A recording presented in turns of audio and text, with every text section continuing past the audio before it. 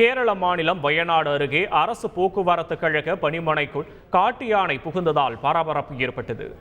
வயநாடு மாவட்டம் சுல்தான் பத்தேரியில் உள்ள அரசு போக்குவரத்து கழக பணிமனைக்குள் காட்டு யானை ஒன்று புகுந்தது. இதை கண்டு ஊழியர்கள் அலறியடித்து ஓட்டம் பிடித்ததை பார்த்த யானை மீண்டும் வனத்திற்குள் சென்றது.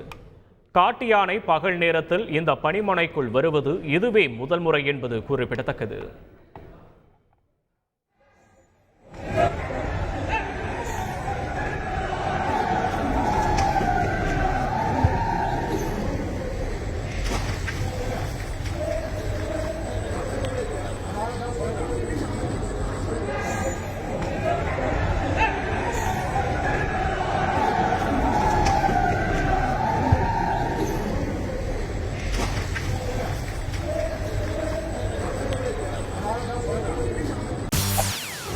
செய்திகளை உடனுக்குடன் தெரிந்து கொள்ள உடனே சப்ஸ்கிரைப் பண்ணுங்க.